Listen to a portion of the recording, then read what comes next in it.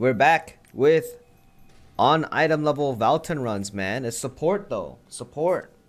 I have the 6 Yearning set and I have the BIS card, so this is like a little stronger than an on item level Paladin. I have 3, 3, 3, 3, 2, but you know, this is just a higher cooldown. But mostly, as you guys know, Awakening, Blessed Aura, and Expert is enough. You can use that until like Broshaza even.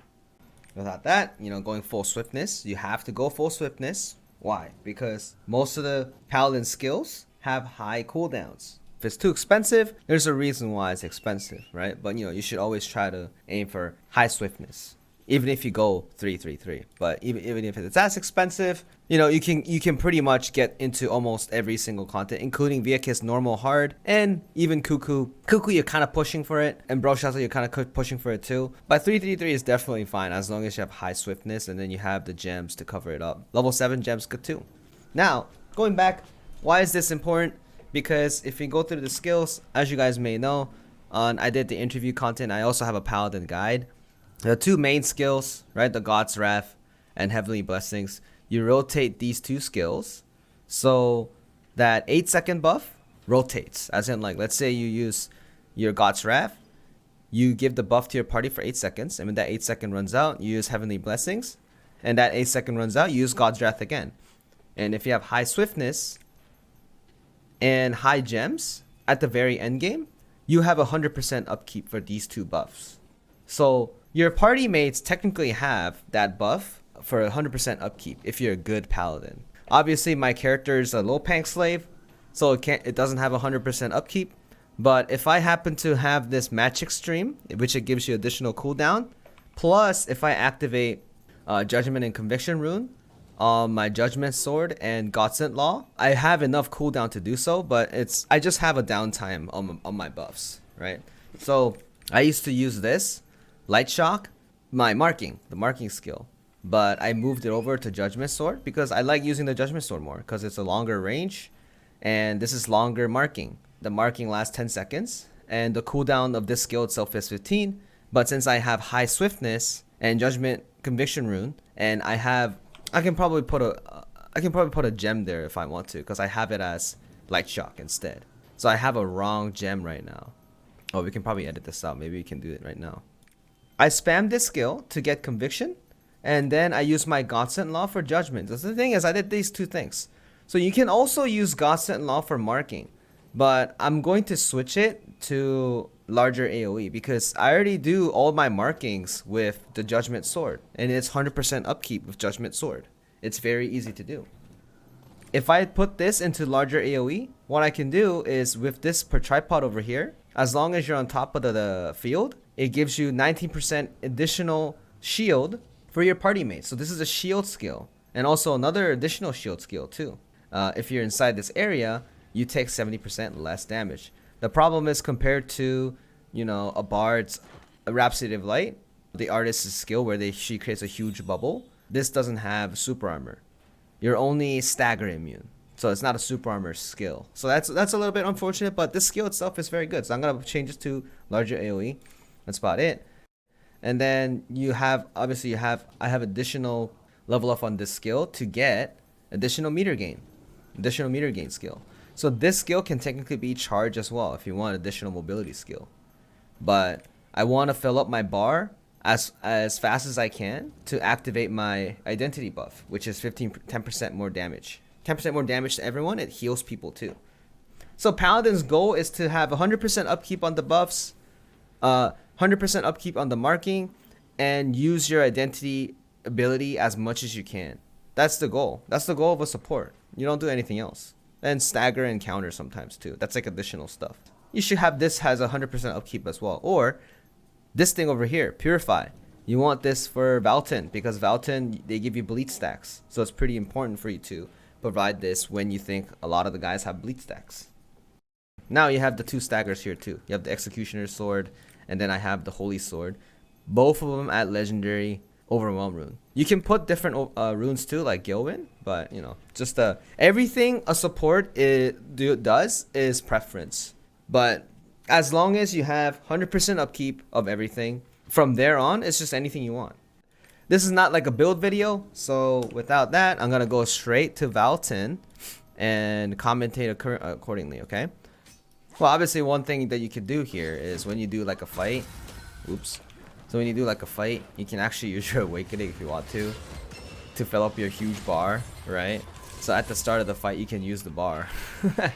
Because later on, what's gonna happen is you guys are gonna clear dungeons in like one try, right? So I wanted to fill up my bar at the start so I can just buff right away.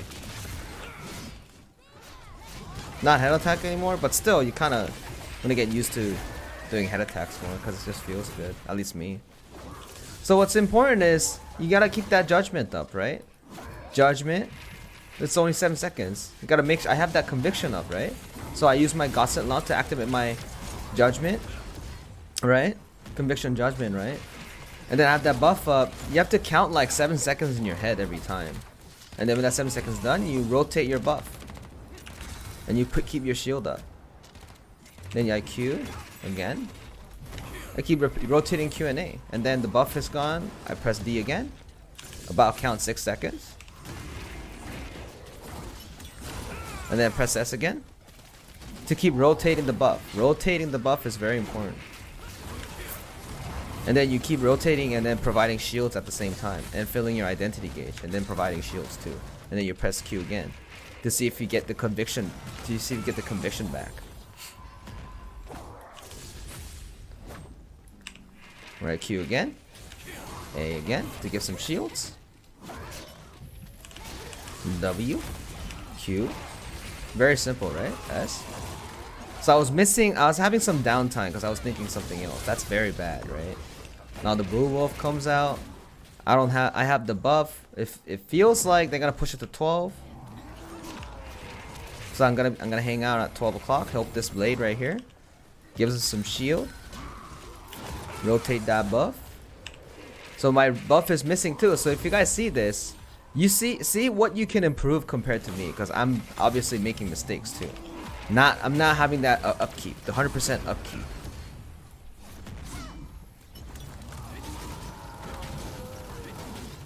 All right. 1, 2, 3, 4, 5. Paladin stagger's pretty good, by the way. Just use your 2 stagger skills. I'm gonna activate my buff. So I want to use Thyrain when the Blue Wolf comes out right away. Poof. On this side, use Thyrain. Cover some of that deeps. Give a shield when everyone thinks gonna get hit. My Q again. And my A. And my rotate on the buff. I can probably use my awakening here. And then hit the boss too. And then turn on my blessing again. So that they can push for damage. And then they can heal too. And then my rotating buffs. So when you have your blessed aura up, right? You don't need to use my light of judgment. Because it doesn't fill up my identity gauge anyways. So it's just a waste of time. Waste of animation. Just keep providing Q and A. And then rotating my buffs.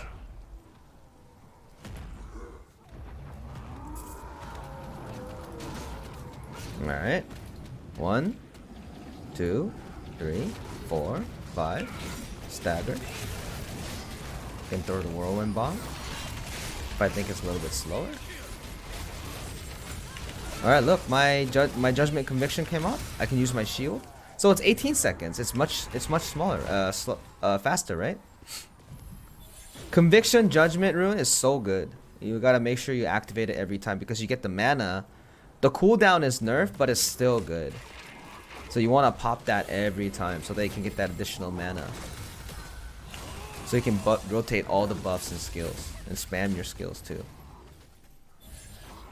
Not in that, land in your Q, land in your A.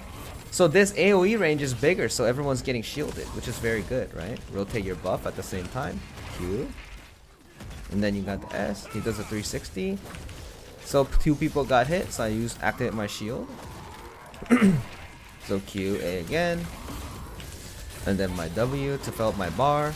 I can use an awakening, but I don't really need to because he's about to die, right? Q again.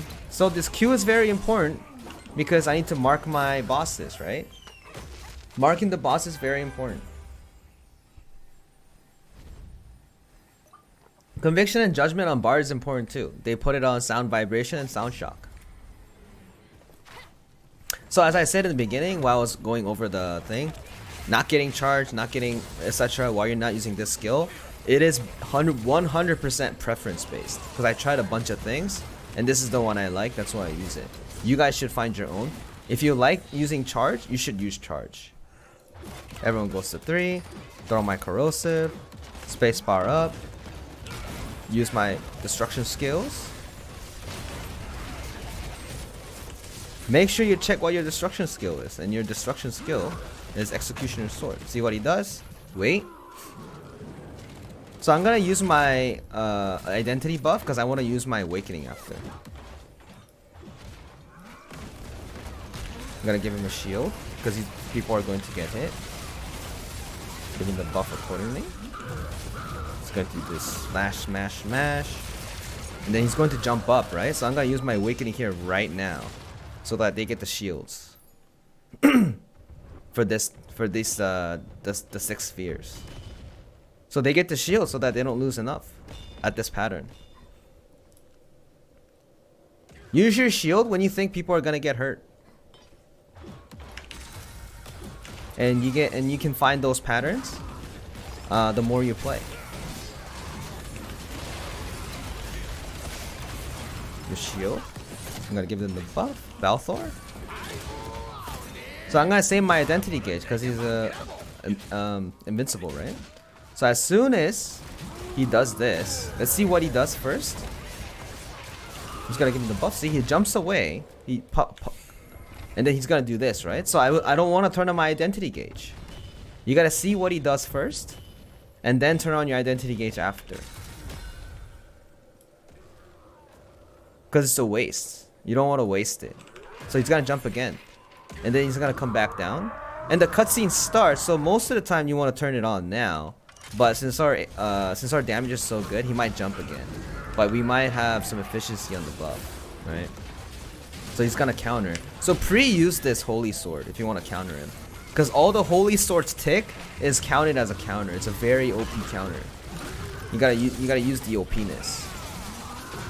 And make sure when you guys use your heavenly blessings or the buffs, you gotta hit the boss too, right? You gotta hit the boss. That's how you get the meter.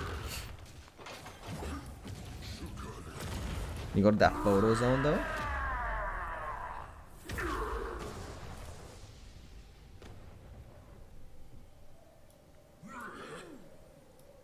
There you go. And behind. Make sure you have that good shield upkeep time too. So if you're worried about this guy getting hit, give him that Godsent Law. Give him that Godsent Law if it's in your team. Godsent Law is very important. If you can take care of that Godsent Law though, properly, that's very good supporting. Make sure your Q's there. Then you put your stack up. Turn your shield so that they get additional speed. Your Q up, your W. So it's not my party mate, but let's practice. Like, you know, give him that Godsent Law just in case he gets hit, right? Rotate your buffs. Too bad that I didn't get to do hit him. So in this case, I have an awakening and then I have a full bar, right? But he's going to do the counter phase, so I don't need to use it. So what I'm going to do is when he lands and he does that counter mechanic, I use my, after that counter mechanic, I'm gonna use my identity gauge. After that identity gauge, I'm gonna use my awakening and use my identity gauge again. So you can do a huge push of damage.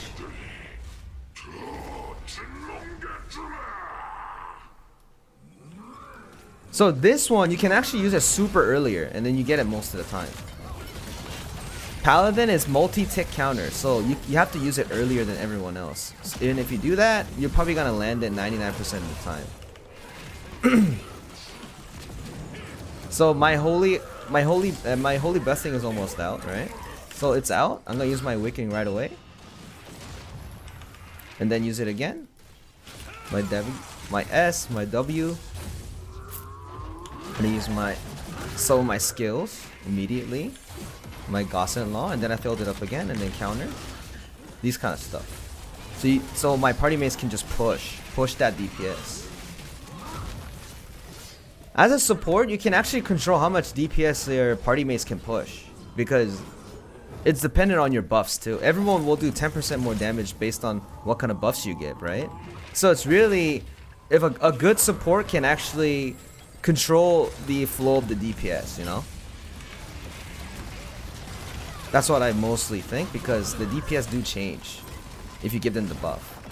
Especially when you're a Paladin too. Bard is even harder because Bard's a 3 bubble. Providing them the shield so that they're a little better. So they're running clockwise. So at the end we can provide some Gossip Law too, like this. So they don't get hurt. And then Q. And Ghost Phase is very simple. You know, it's the same thing. You just stand around over here, just outside the whirlwind, and just outside the grab. Right? Just fill up your bars, rotate your skills, and then save your counter though. And then when you counter, your counter's pretty far. You can do it from here too. So stay close to him. Don't go to him and try to counter and get killed.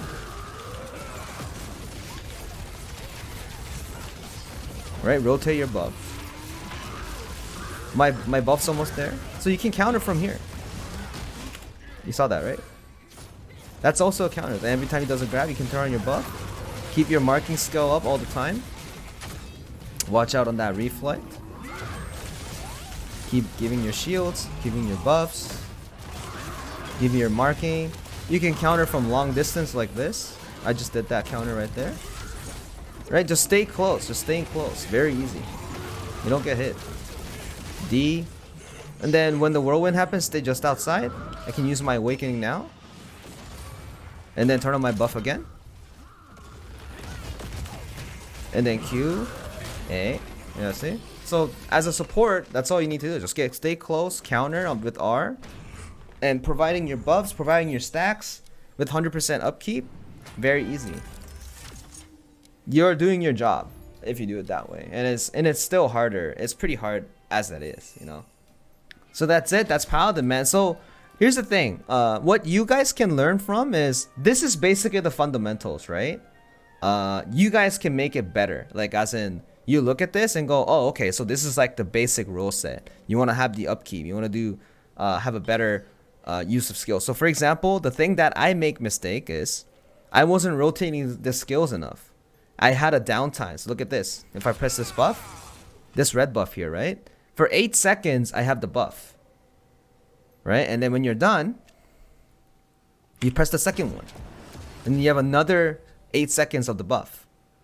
And then you wait. 8 seconds again. 8 seconds again. Press that second buff. And then you have 8 seconds again.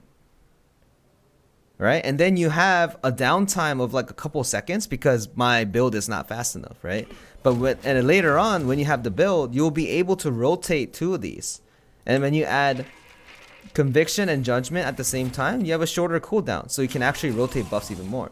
But what the problem is, while I was fighting, since I was commentating and explaining all that stuff, I wasn't actually rotating these skills sometimes because I was just walking around, right? So you guys watch this and go, oh, I think I can improve Albert's play. That's important. If you guys should improve the play by rotating these skills in and then do exactly what I've been telling you. You know, the Q, the S to provide the shields, right? The E and R for like the stagger, but use the E and R for the counter. Using the W to fill up additional bars. Using the shield all the time to provide extra shield and healing, because the shield heals you. And then you rotate the S and the D skills, right? But the point of this video is to show you how it's done and fundamentally, and then you guys can improve it as along the way, right? So as that being said, hope this helps, guys. Thanks. Bye, YouTube.